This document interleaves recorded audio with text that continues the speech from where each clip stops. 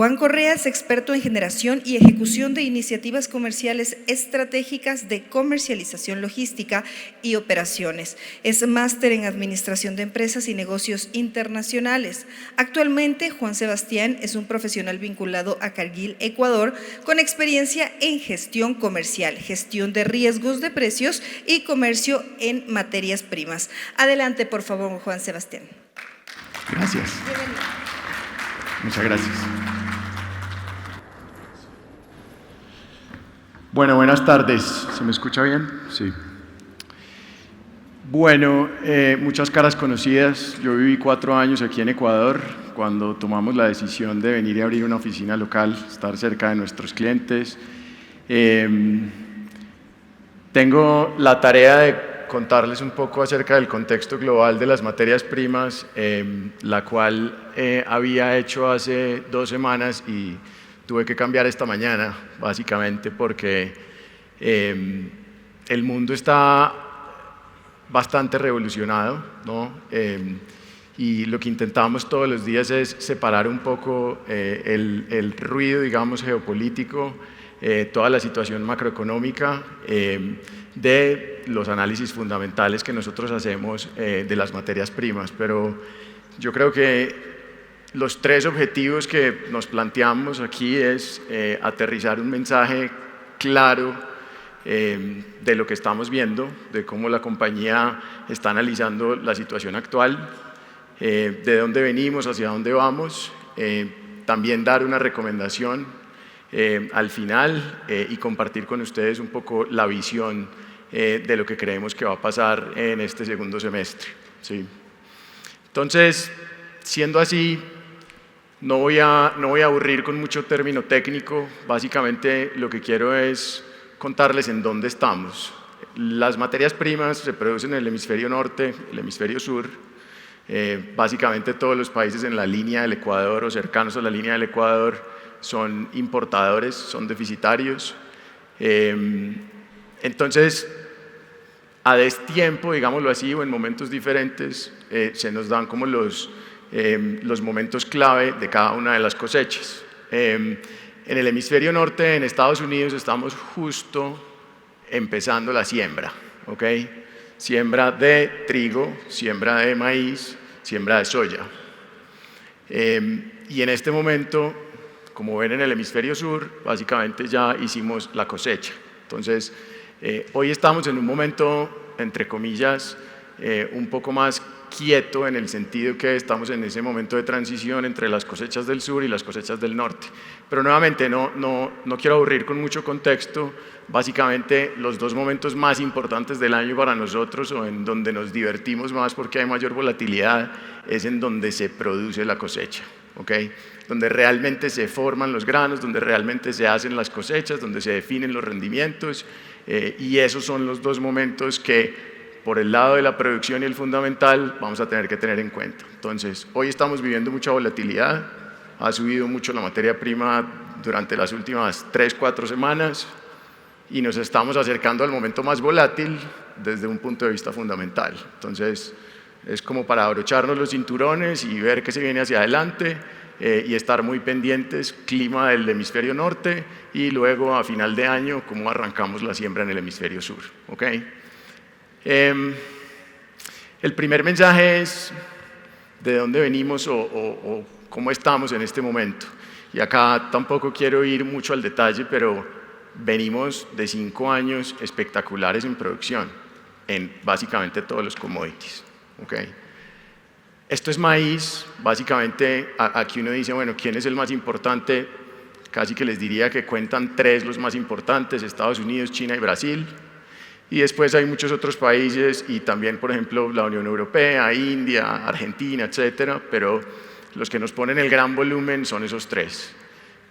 Y Estados Unidos ha tenido una evolución positiva, es quizás quien más ha impulsado el crecimiento, 6% de crecimiento año con año, pero nuevamente lo importante es la tendencia y ver que venimos de 5 años de buenas producciones.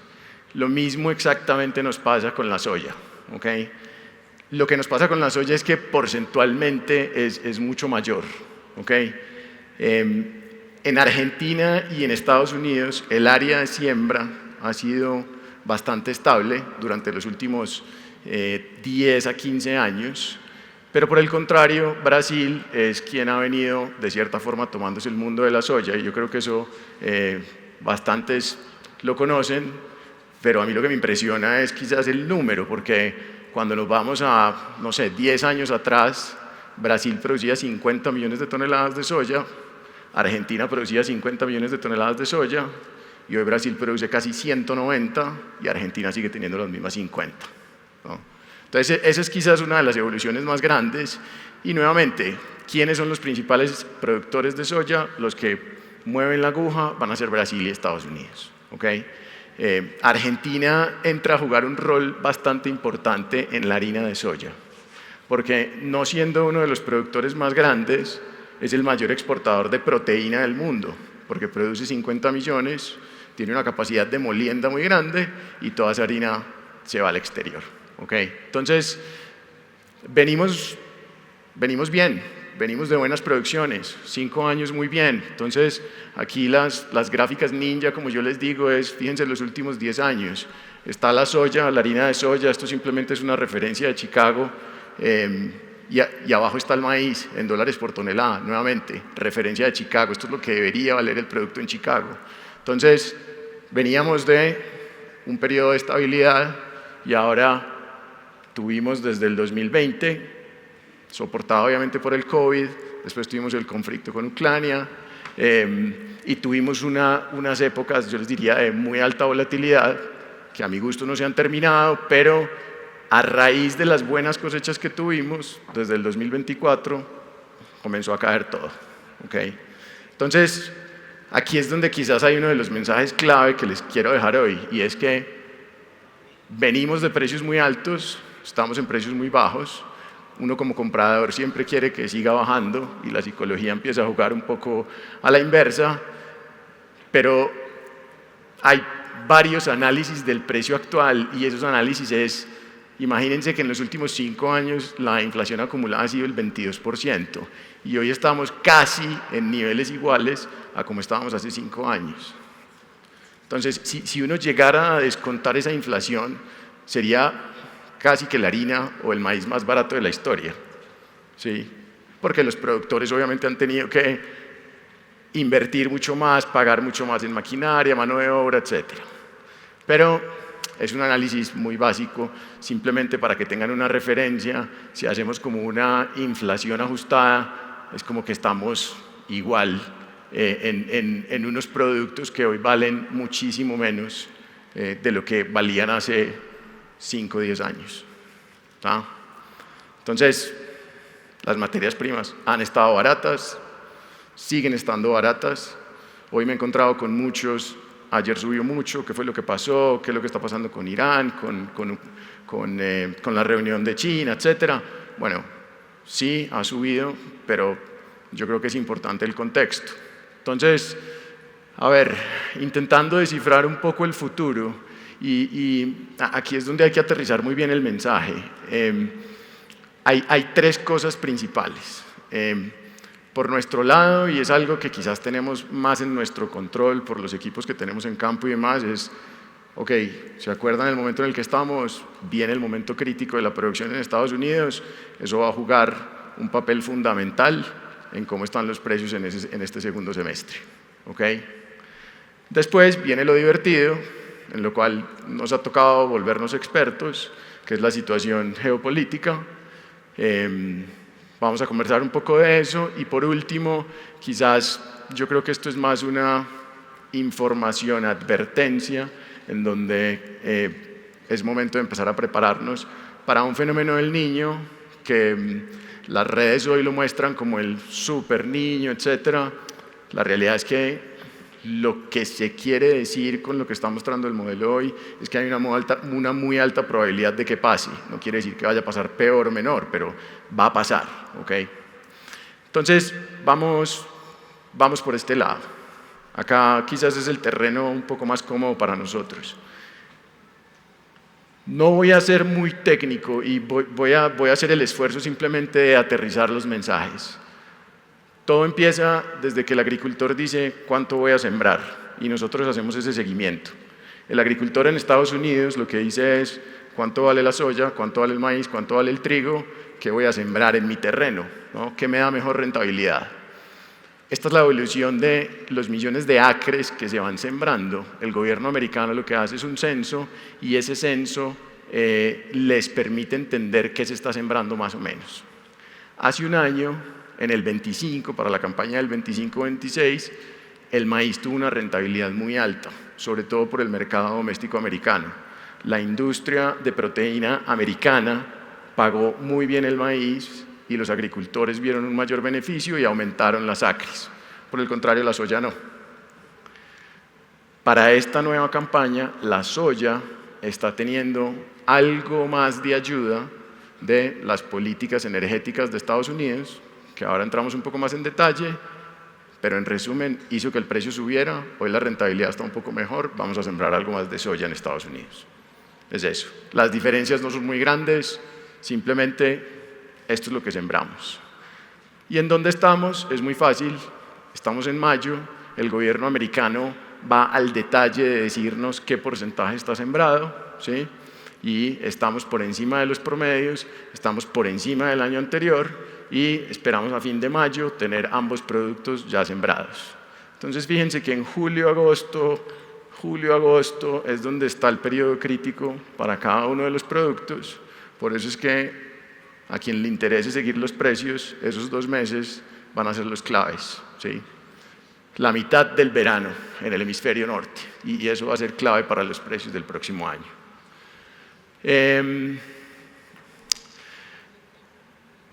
Esta no hay forma de mostrarla de una manera diferente. Esto es el estado de pérdidas y ganancias, como decimos nosotros. Cada año se dice cuánto se produjo, cuánto se sembró, cuánto se produjo, cuánto nos gastamos y cuánto nos quedó al final. Básicamente es eso. Y acá, por eso les dije, tocó actualizar la presentación hoy porque ayer fue el último reporte de esto del USDA y a mí me interesa la tendencia y no voy a ir sobre cada uno de estos números, pero fíjense que hoy estamos recién sembrando, ¿ok? Y esto que se llama yield es básicamente el rendimiento por acre que tiene el producto, ¿sí? Hoy el año pasado tuvimos un rendimiento récord, 53 bushels por acre, fue el mejor rendimiento histórico que hayamos tenido, ¿okay?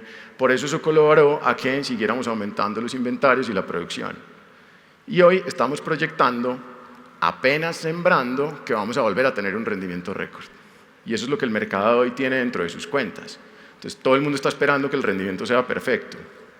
Es lo que el USDA nos está mostrando. Entonces hay que tener en cuenta que cualquier falla en el clima, cualquier día que no llueva, cualquier pronóstico de pronto un poco en contra de lo que se espera, va a empezar a sufrir el precio con una alta volatilidad nuevamente, porque vamos a perder producción, porque estamos con una base muy alta, ¿ok?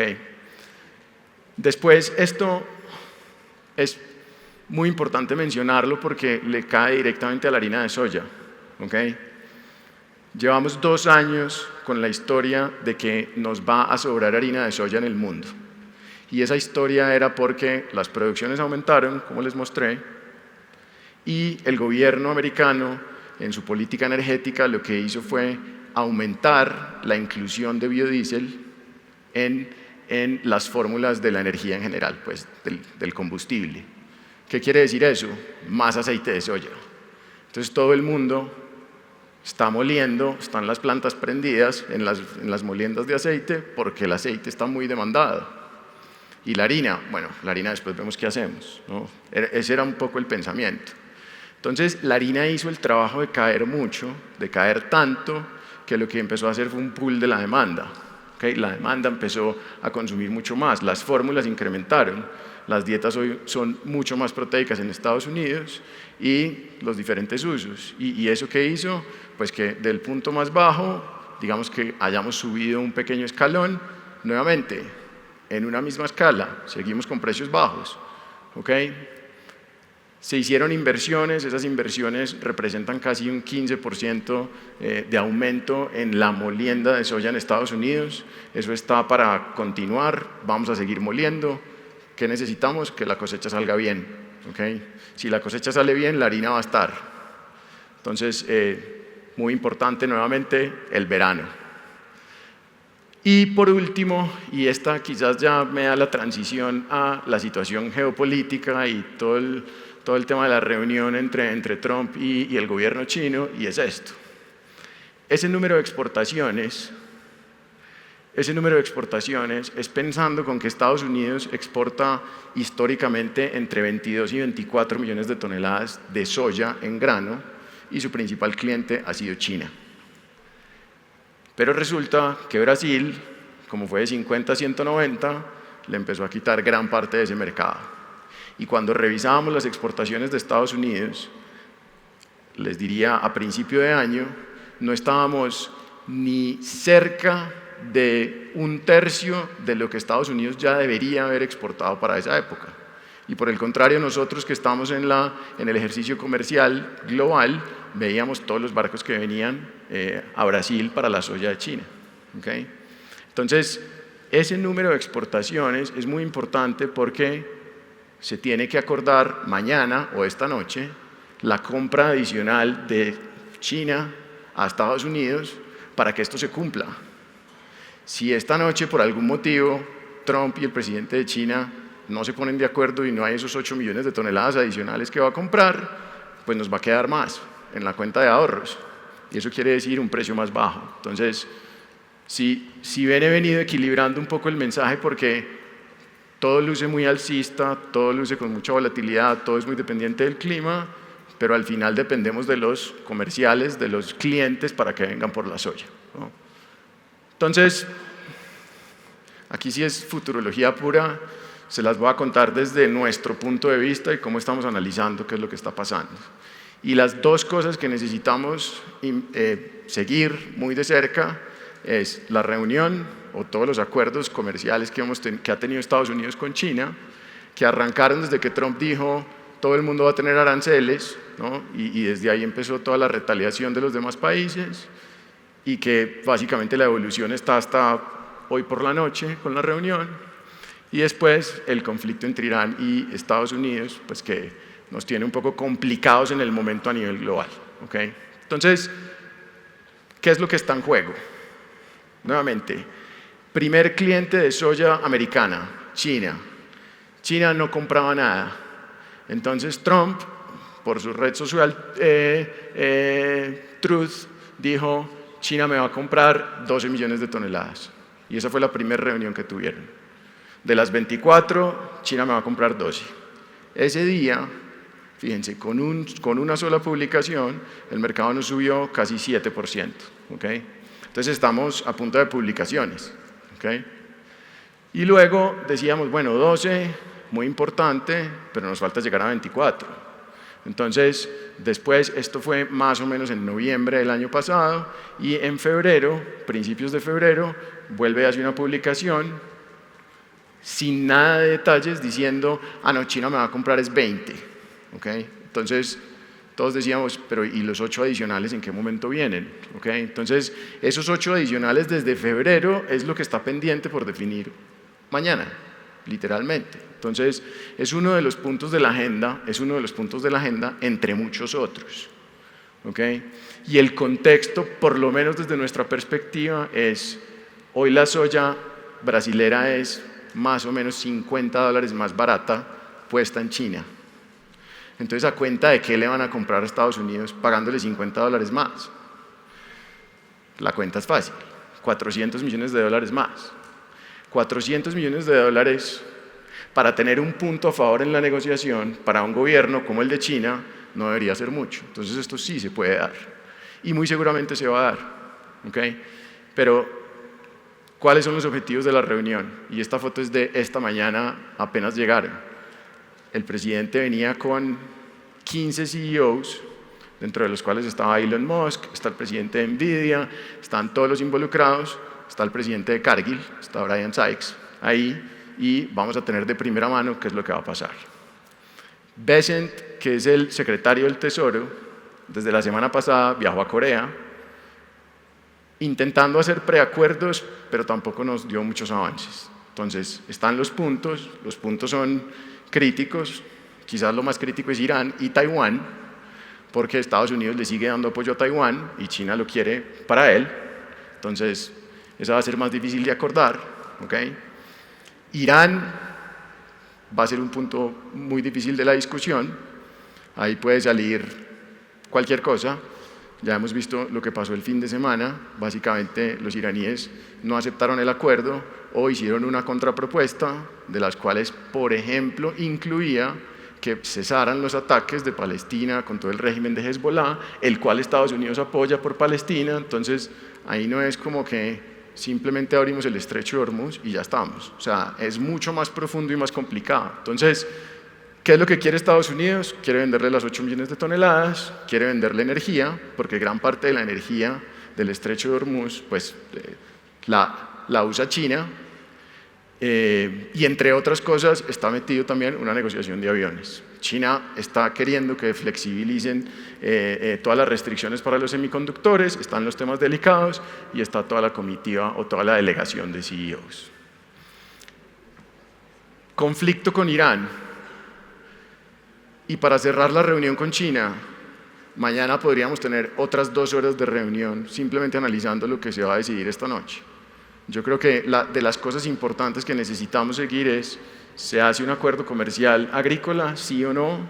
Y si hay algún acuerdo comercial con estos 2 puntos. ¿Okay? Y mañana podríamos tener un mercado volátil sin lugar a dudas. Vamos a la situación con Irán. Y acá es aterrizarlo a lo que le afecta a los commodities. Y nos va a terminar afectando casi que a todos en realidad. Pero por el estrecho de Hormuz pasa 1/5 de la energía global. ¿Okay? 1/5 de la energía global. Gran parte de esa energía la usa China. Entonces, las consecuencias a hoy que tenemos es, sin lugar a dudas, el 24% de aumento a la gasolina en Estados Unidos. Esa la sentimos directamente acá porque todos seguimos el petróleo y decimos, sí, el petróleo subió 50%, el Brent subió a 120, vuelve y baja. Bueno, pero la gasolina ya la empiezan a sentir los americanos en su bolsillo. Entonces, el valor de la energía. Acá me voy a detener porque el impacto en fletes marítimos nos pega directamente a los precios de los productos que importamos a Ecuador. Y aquí yo creo que hay 2 diferentes motivos por los cuales los fletes se han visto afectados. El primero, todo el mercado tiene el pensamiento que si el petróleo baja, los fletes marítimos van a bajar. Y eso tiene algo de cierto, pero como se compone el precio de los fletes marítimos es de 2 cosas principales. Lo primero, el combustible. Pero lo segundo es un mercado de papel de referencia, básicamente es el mercado de fletes, cómo funcionan los fletes terrestres. Más camiones, menor costo del flete. Y esa referencia ha venido bastante deprimida, porque todos estamos esperando lo mismo. Cuando el petróleo llegue a 80, todos compramos los fletes. La semana pasada que hubo esa primer visión de que podíamos llegar a un acuerdo, el petróleo bajó e inmediatamente los indicadores de demanda, la gente que quería ir a comprar flete, nos llevó el flete hacia arriba. Todos esperábamos que bajara, el flete va hacia arriba.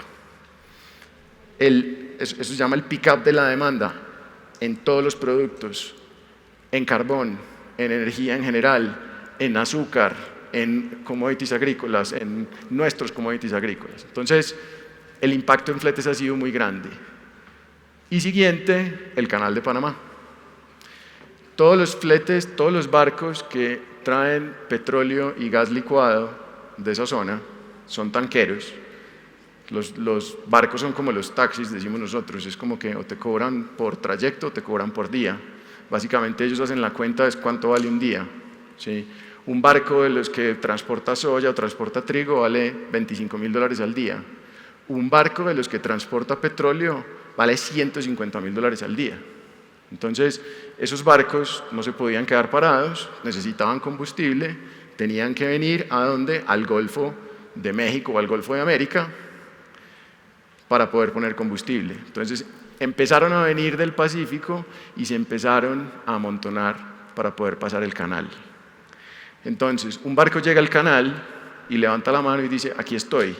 El Canal de Panamá le dice, tienes turno para pasado mañana y vale $50.000 pasar. Perfecto.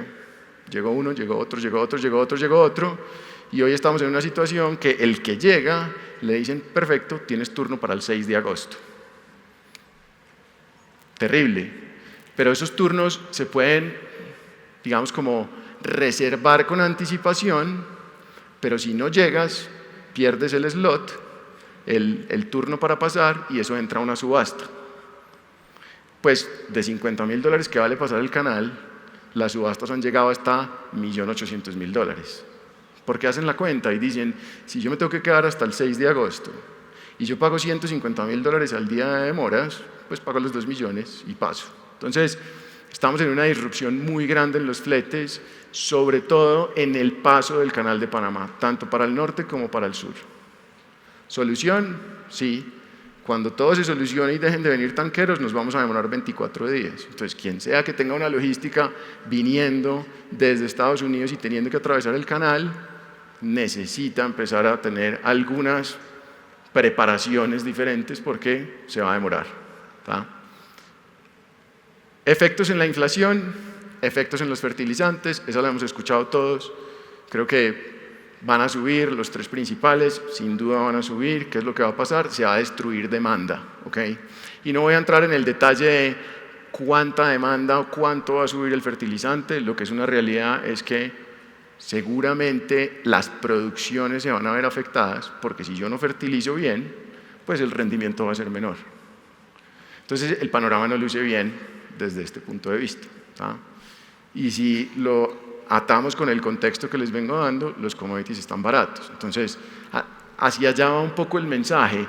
No quiere decir es 100% alcista y todo va a estar más caro. Lo que pasa es que estamos en un contexto delicado, complicado, que si se sigue extendiendo y no nos funcionan las cosechas, pues vamos a tener precios más altos, ¿tá? Entonces, son variables muy dinámicas y básicamente lo que más está haciendo que nuestros commodities suban y bajen de precio es que los commodities agrícolas es un mecanismo de protección contra la inflación. Si yo compro trigo, por ejemplo, yo me protejo contra la inflación. Si la energía sube mucho, otro de los mecanismos que yo tengo para protegerme contra esa inflación es comprar trigo, comprar maíz, ¿sí? Y, digamos, inflar un poco el precio de lo que en realidad vale. La contracara de eso es, si el conflicto para, entonces van a salir, sí, seguramente, pero ahí estamos a merced de lo que pase con el conflicto, ¿no? Entonces, no quiero seguir dando malas noticias, pero el fenómeno del Niño va a pasar y yo creo que esa es como la conclusión a la que ha llegado el último modelo, que básicamente lo que hace es medir la temperatura del océano y si está arriba de 1 grado centígrado es niño y si está abajo de 1 grado centígrado es niña. Esa es la explicación, digamos, sencilla, científica, ¿ok? Y lo que hace esta grafiquita del lado es que dice, el gris es la probabilidad de que estemos en una situación neutral, con lo cual estos son los meses en inglés, son como las temporadas. Entonces mayo, junio, julio empieza a bajar la neutralidad y empieza a subir la probabilidad del Niño. Por consiguiente, en noviembre, diciembre, enero, que es la última, tenemos una probabilidad del 90% de que el Niño pase. O sea, el Niño viene. Esa es la realidad, el Niño viene. Entonces, primero, a nivel global y para nuestros productos, ¿qué significa el Niño? La buena noticia es que no hay una correlación muy grande con las cosechas de los commodities agrícolas. ¿Por qué? Porque no le pega mucho al hemisferio sur y no tiene una correlación muy grande con las producciones del hemisferio norte.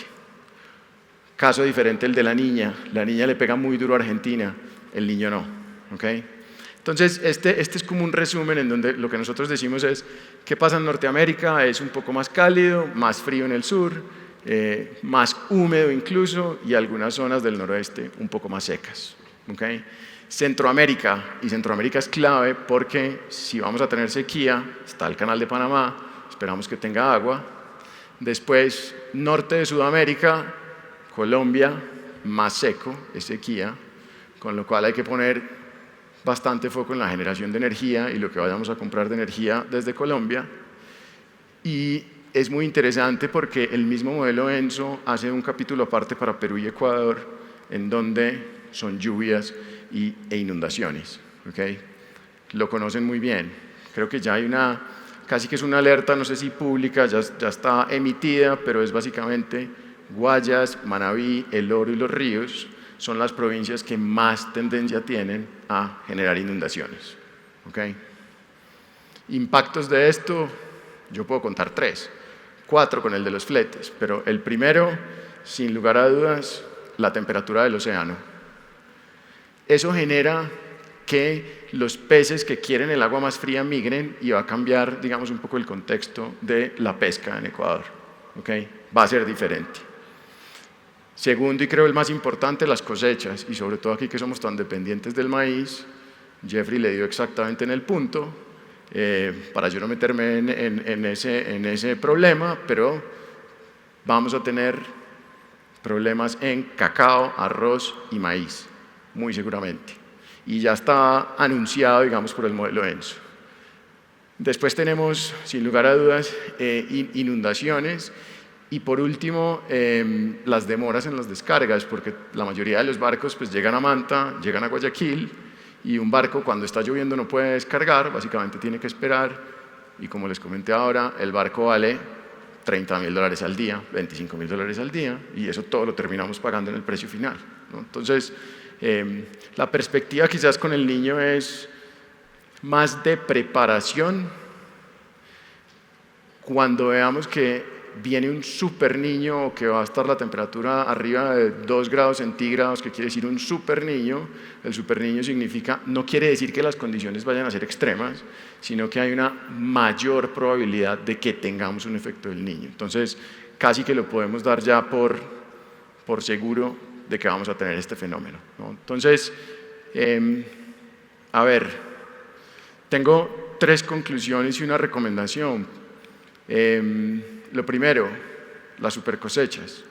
O sea, eso creo que es evidente. Venimos de muy buenas producciones. Las podemos seguir teniendo, tanto en el hemisferio norte como en el hemisferio sur, sin duda. Brasil va a seguir creciendo. Incluso ahí hay una gran diferencia que nosotros tenemos con el resto del mercado, en donde nuestro equipo de campo ve incluso más área. Brasil sigue creciendo, se sigue expandiendo.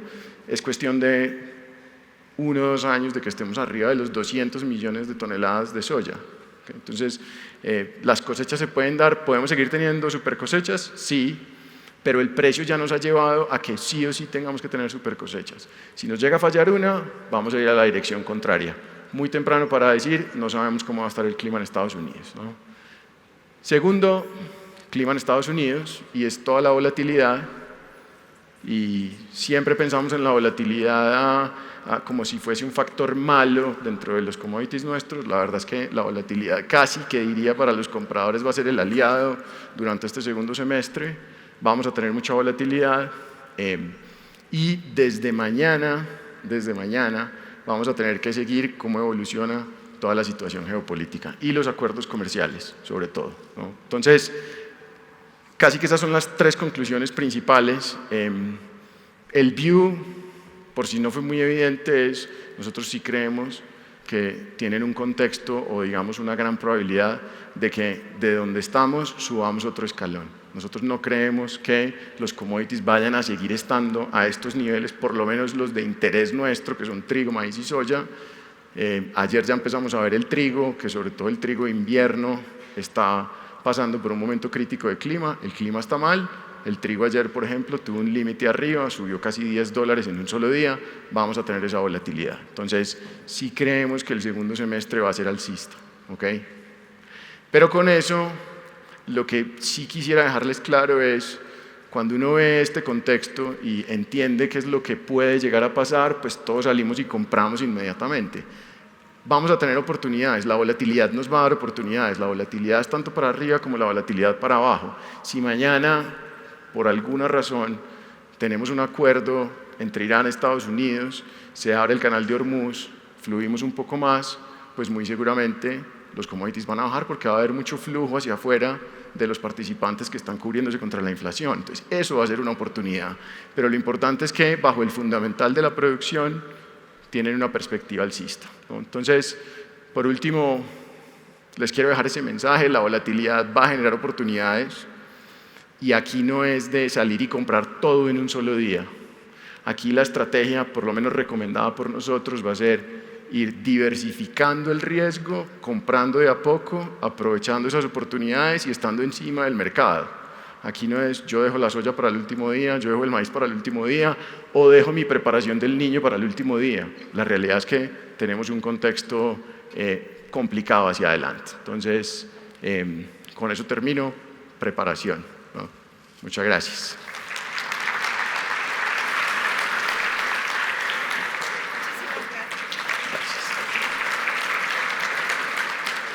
Y una increíble tarde de experiencias. Por acá no sé si me ayudan con el librito, por favor, para hacerle la entrega antes de dar paso a lo siguiente.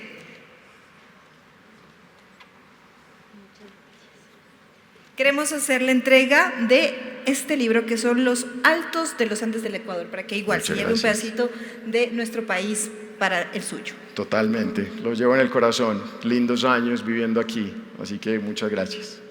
Bueno, gracias. Ahora sí, un fuertísimo aplauso y despedimos a nuestro panelista. Increíble tarde de experiencias a todos ustedes, decirles que les espera un gran espectáculo artístico, esto es, perdóname. ¿Sí tenemos preguntas? Ok, me han dicho que por ahí hay algunas preguntas. ¿Quién quisiera hacerle? Por allá tenemos, miren por acá. Pensé que me escapaba. No, casi, pero dicen que sí tenemos un espacio de preguntas. Buenas tardes con todos. Bueno, dado que la industria avícola y porcina del Ecuador depende casi un 90% de la importación de soya, ¿qué tan vulnerable es nuestra soberanía alimentaria ante la volatilidad logística global? Y además, ¿qué alternativas locales cree usted que están siendo ignoradas? Bueno, voy por la primera parte de la pregunta, bastante vulnerable. Hemos siempre analizado la logística de Ecuador como con algunos cuellos de botella, sin duda. Si es que llegáramos a tener algo del contexto global, que aparte de eso complicaría mucho más el tránsito de los barcos, creo que estaríamos bastante vulnerables. Ecuador importa hoy más o menos unos 4 o 5 barcos al mes, ¿ok? Si por algún motivo 2 o 3 barcos de esos fallan, es como que casi el 70-75% de la industria se podría quedar sin soya, ¿no? Entonces, definitivamente que capacidad de almacenamiento, buenas políticas de inventario, sin lugar a dudas, y en cuanto a la producción local, yo estoy bastante con Jeffrey en que tenemos países completamente tecnificados, con unos ratios de producción muy elevados, en donde va a ser muy difícil competir para poder suplir la proteína o la energía. Y a mí lo que me parece es que hoy lo vivimos con la energía, con el maíz. El maíz importado puede valer costo y flete casi que nacionalizado, $250, $260, y el maíz local vale casi 420. Entonces, al punto de Jeffrey, creo que sobre todo para la industria avícola y porcícola es bastante importante empezar a ver algunas otras alternativas para poder suplirse, como lo hacen otros países, de orígenes un poco más eficientes, ¿sí? Entonces, me parece que sería más algo de alternativas o productos alternos localmente, que quizás tengan algo más de valor, pero vemos muy difícil que se pueda suplir la necesidad. Bien, ¿alguna otra pregunta, por favor? Adelante. Ahí está. Ya, más que pregunta, Juan Sebastián, primero agradecerte por la charla, es una reflexión. Al último tú dijiste preparación. En este país la preparación no nos conduce a nada porque estamos atados de pies y manos. Ahora estamos comprando una cosecha de maíz a 420 o 440 dólares la tonelada y no hay importación de otro grano mientras se acabe la cosecha nacional. Cuando eso suceda, vamos a tener al niño llegando. Correcto. Y cuando eso suceda y el gobierno despierte y nos quiera dar aprobación de permisos, va a haber el problema que tú dijiste, que los puertos van a estar cerrados. sin contar con que el canal de Panamá también puede estar cerrado. Entonces, aquí nos toca improvisar demasiado porque no tenemos el acompañamiento ideal, que debería ser que en este momento se habiliten importaciones tanto de soya como de trigo o de maíz para tener el inventario adecuado para subsistir durante el niño. O sea, usando las palabras de Jeffrey, lo que se viene es dramático para nosotros.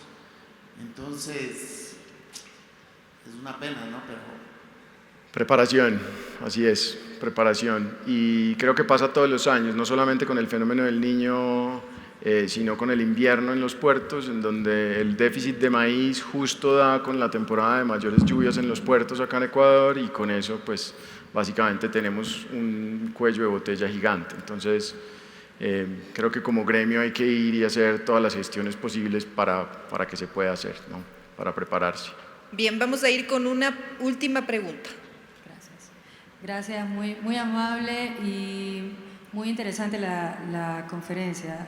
Gracias. Agradezco desde ya la información. ¿Alguna información que nos pueda compartir sobre el escenario de trigo? Porque acá vimos maíz y soya. ¿Qué nos puede comentar rápidamente del mercado del trigo? Voy a intentar ponerlo en 3 líneas. Estados Unidos, Canadá, en el hemisferio norte, desde América, Rusia y Ucrania, principales productores.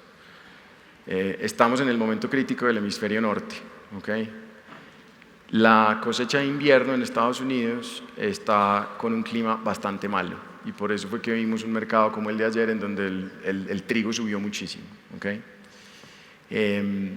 Igual nos falta el trigo de mitad de año, el trigo de verano, etcétera.